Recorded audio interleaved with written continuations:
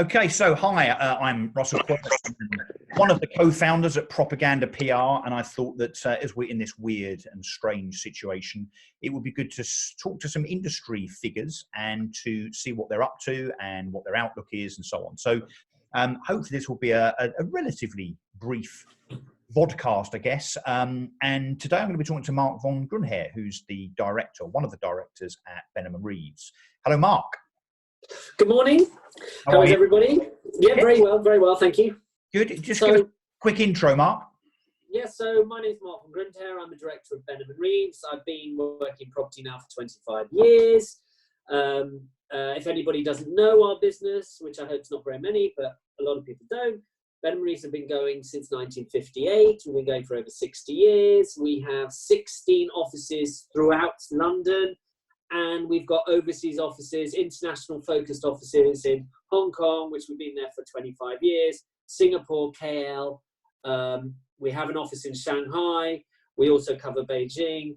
We're in the Middle East with Dubai covering Africa and Kenya. And finally, we're in India, where we have an office in Delhi, Mumbai, and Bangalore. So we're pretty internationally focused for investors in the UK. And in terms of how big we are, we let about 3,000, well, we manage about 3,000 units only in London because we're a London-based firm. And we obviously do sales as well, and we do the whole advisory bit. Okay, so 1958, you don't look old enough, Marc. I know, it's amazing. It's amazing. It's this youth serum that I take every day. Right, so look, let's talk about the elephant in the room, which is coronavirus. Yep. Can you tell us how it's affected the Benham and Reeves business? So obviously the market's frozen at the moment. When it all started kicking off, we took the decision we didn't want to make any staff redundant, and we haven't done that. We furloughed quite a number of our front-end sales and letting staff. We left a member of staff for sales and lettings for every single office, so we have full coverage. We did close the offices on the Monday night when Mr. Johnson made his announcement, and everybody moved to home. We had been planning it for a while, so all of our staff were set up at home with laptops, phones. We give all our staff mobile phones anyway, so we're set up. We didn't furlough, and we haven't furloughed so far any of our management or accounts teams, because that business just continues. We're still there dealing with tenants. We're still there dealing with landlords.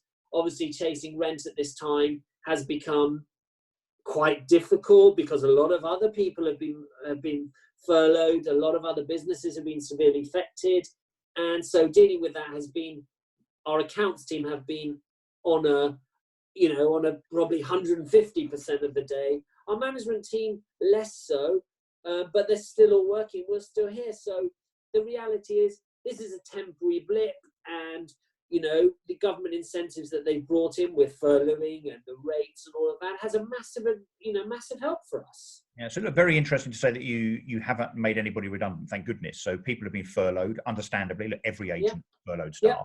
Yeah. So look, that's kind of reassuring, I guess. And you're definitely taking a view then that look, this is temporary, albeit we don't know what temporary looks like, and kind of getting prepped to ensure that you're kind of fighting fit, ready for recovery. Absolutely. I mean, fundamentally, nothing has really changed for us. It sounds mad because we're in a market where you go to do your shopping and you walk past, every single shop is closed, and there's people queuing outside Tesco's. But for us as a business, nothing has changed because we're a property management business. Primarily, we're dealing with tenants' needs. People still need to move. I mean, look, we've done a lot of lets for people from the NHS. We've done a lot of lets to police officers. And we've done a lot of lets to key workers during this period. And actually, of course, figures are way down in new lets. We have a lot less new lets. But then on the flip side for landlords, a lot of tenants that are given notice and we're going to leave in end of March, in April, in May, all of those have now pushed through. I think 95% of the tenancies that were ending during this period have now staying on longer. Not everybody, but I'd say 95% have renewed. I mean, I had a lady who rents a flat through us. She's paying a huge rent. She's stuck in Chile, was meant to leave on the 15th of April. She's still stuck there. She's renewed for 3 months. So actually that continues and we still have to manage that. But, the reality is it's still business as usual. We're doing many more virtual viewings. of course, you know, people like the way we do our videos because they're more personal. They're done by a member of our staff with a camera. There's no music and lighting, and you know, it's giving a realistic view. And if there's a tenant living there, sadly, we were doing videos where a tenant was living there, so it doesn't look perfect, but it gives a real feel. So people are taking. So offices closed. Offices closed, but you still very much being open insofar as inquiries and, of course, management and tenant inquiries. That's good to hear, and a bit of business being done, which at a much lower level. But that's kind of reassuring to hear. There's definitely there's lets and sales being done. I mean, we agreed yesterday 2 sales. We did one in East Ham, which was a lower value at £300,000. We did another one in opposite Lambeth Palace, which was done at £1.15 million, both with a bit of a discount, but not huge discounts. And then I heard of another one done yesterday to a Singaporean in Blackfriars at 6.9 million. We're talking in a lockdown scenario where people are still sending that money. It just shows that new sales, right? So and these are brand new off-plan sales. Because what's interesting, I've noticed over the last week or so that there has been some more hope and positivity in terms of. Sure.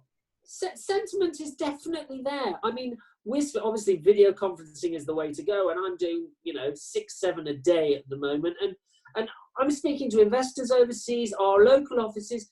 There's definite interest. People are obviously worried, but people know this is going to end. I mean, the classic example that I look at is I speak to our Shanghai office 3 times a week, and they're in China. These are the interesting figures. We obviously know China very well. We have a large business in Asia. If you look now, there were on average 5,000 sales transactions a day in China leading up to the virus. And the low point of the virus was February the 8th. They did 22 transactions, which is a massive drop. But over the last few days, it's back up to 5,000. I think it's just under 6,000 transactions. That just shows that it's back. It's coming back and making up for it's making up for all that lost traffic. So I think developers are out there who worry, or people that have homes they can't sell and don't want to sell and are stuck and unable to exit, should not lose the will to live, because the market can come back. People have to move. People aren't going to just stay and not move. And China and other countries, I mean, particularly China, because they're 6-8 weeks ahead of us, must be seen as a proxy for the British property market, surely. I think so. I think China had it first. They started us. They're 6 weeks, 2 months ahead of us. Different regime, and everybody understands that. But our lockdown is clearly working. I think we have to be realistic and not pull our hair out and think the world is ended. We as a business are continuing. Landlords are still receiving rent. Tenants are still renting. People are still buying and moving home. So I think, bearing that in mind, China has gone back above where it was. It only goes to show that in 6 weeks, 2 months' time, when everything's over, when we get back out into reality, we'll be back with a bang. And I think that's why people are buying now, because they think they can do a deal in a quieter market and they'll do well. It's kind of like an extension of December and Christmas, isn't it? I guess. Yeah, it definitely is. It definitely is. Tell me what you as a business are doing or will be doing that is as a consequence of the way you've had to operate over the last 3 or 4 weeks that might be taken forward more permanently. So any business practices that you think you weren't perhaps orchestrating, you weren't perhaps all over, but you will be insofar as the situation going forward? So I think digital, you know, I touched on videos. I mean, we were always doing videos for most of our properties. Now we just moved, you know, the week before we had our photographers out doing videos, our staff out doing videos for everything. We've definitely moved forward to a virtual environment where you're doing videos. That happens, but people still want to view. Even now, people still want to view during the lockdown, which we obviously can't do. But people want to view a property. They need the personal touch. But I think much more qualification can be done by, you know, people, tenants or buyers, doing more of the search by themselves, looking at what the property looks like to kind of hone down what they want to do. And I think that will cut out a lot of time wasting, both for the agent's time, but equally for the buyer's time, the seller's time, everybody's time. So I think that's definitely going to happen. I think developers will and sales agents will be much more focused in the same way on digital on doing things from a digital video webinar type perspective, because they won't need to go to Asia if they're selling a new scheme to do a huge hotel launch. I think they'll still happen, but there'll be much more smaller campaigns, much more targeted at people that are interested in this property in Kent or Hammersmith or Hampstead. It won't just be a one size fits all. I think much more targeted, I think, the way to go. The other thing that we've seen is we're obviously, as I said, still open for business. All our property managers are still there. Lots more advice over the phone. You know, tenants now, you're giving more advice over the phone. We're giving much more advice over the phone. So tenants now, they would have rung up and said, my light bulb's not working, fix it when I'm at work. Whereas now, we're able to advise them how to change it, you know, top up their boiler, change it, you know, tighten something, or little things. I'm not suggesting they have to do a boiler. They're becoming more self-sufficient because they have to be, but you're helping and guiding through that. That's interesting. 100%. I think self-sufficiency is the way to go. I'm not saying we are not there to support. Of course we are, but I think people are realizing that actually I can do this. It's not that difficult. As long as you give them the information to do it, which we're learning. And I think that will be a practice where we get far more help, where we're able to do over the phone to troubleshoot. It saves time for tenants. Things get fixed quicker if they can quickly do something. It saves money for the landlord because they're not spending money on a contractor. And it saves time and effort for us in sending out and checking and inspecting. It's a much more, I think, a much more balanced way of doing things. And I think that's a massive advantage that will be a change. So there is some almost this positivity, silver linings to the kind of coronavirus cloud. I think so. Practices and working going forward. Definitely. I think there's a lot more, you know, there are benefits. There are severe benefits. There, obviously, everybody's going to look at their costs after this and see where they saved and can they down. We will as a business. And if tenants are being more self-sufficient, and we're able to guide them, that's a massive benefit, as I said, for everybody. But equally, landlords on the reverse are much more understanding, and there's a lot more understanding in tenants' needs and what they want and their problems and their needs, that landlords will understand that much more. I think there's much more of a balance between tenants and landlords coming now. So moving away from the kind of the Benham and Reeves dynamic a little bit, and let's talk about you as a person, shall we, just for a second. Yeah. What surprised you about working from home? Because you're not really used to that. Whenever I've met you, you've been in your office at Fulham Reach, and that's kind of where you seem to be stuck. You know. No, absolutely. And I think being at home is obviously a massive advantage. Is a massive advantage for some because there's no commuting. But setting up the technology to make it work, that's made things so much easier with being able to do things on a daily basis with both our teams and our Asia teams. We will definitely move back to having 1 or 2 meetings a week with our overseas teams online, so you can see things, you can discuss it when there's more people together. But I mean, benefits or things that I'm surprised with, if you like, are you know, having a wife, 2 children, and a dog that walk in every 5 minutes. Or equally, it's even annoying with the tennis is behind me because I live in Wimbledon and the tennis is behind me. There's going to be no tennis this year, so that's no benefit either. But it's been easier to work from home than perhaps you'd envisaged. I think we as a business always felt we need to be in the office. It's because you need to speak to people a lot more and you see them and you get ideas. But actually, we found that you can interact much better working from home than we envisaged. As I said, the business continues, so we're all right. So a couple of quick fire questions to round off. One word answer, if you don't mind. London house prices and rental prices, so kind of 2 answers, in 12 months' time, higher or lower? Higher, for sure. Both house prices and rental prices? House prices and rental prices will definitely be higher. Okay, and any particular reason? I mean, just because you think the market's fundamentally sound anyway, or? I think the you know, London's still the world capital city. None of the fundamentals behind London will change. You know, with all the investment coming in, you know, all the money that's coming in, and the financial sector that's here, none of that will change.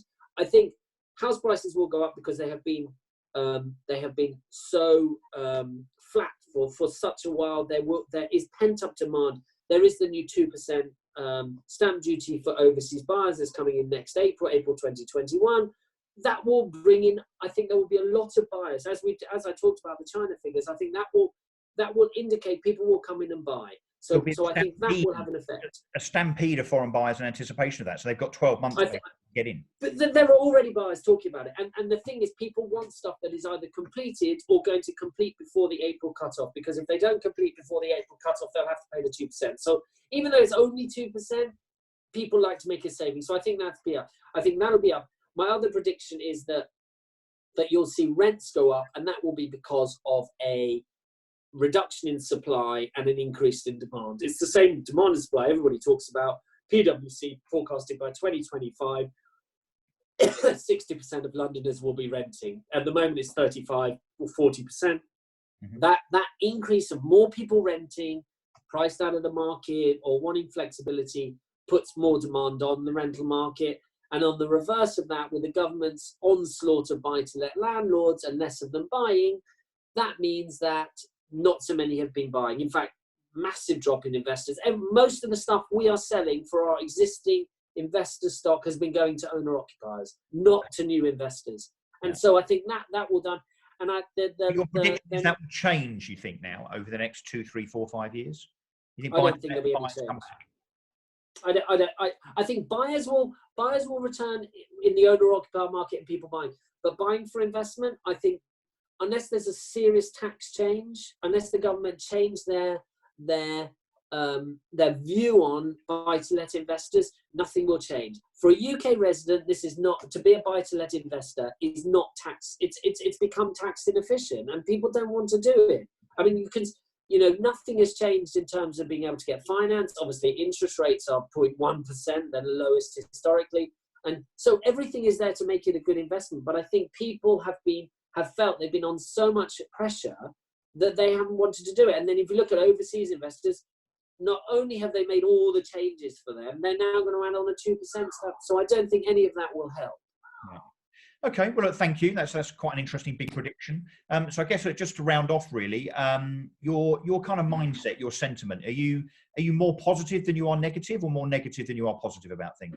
I'm actually incredibly. I was a bit negative when it came out, and I was thinking, gosh, I don't know where this is going to go and how hard it's going to be for people. But actually now I'm becoming very positive. As I said, the sentiment in Asia is coming back. What's happening in China has shown that the market comes back, that people aren't sitting, that people have to move. And so therefore I'm very positive. I think you're going to see, when this is over, after the summer's out of the way, I think you will see a real boom market going into the last third of the year. Kind of VE Day celebratory spirit, perhaps. Yeah. Yeah, they're going to be there with their flags. Fantastic conversation, great opinions, great insight. Look, thanks for joining me, and I will hopefully physically be able to see you soon. Yeah, thank you very much. Cheers.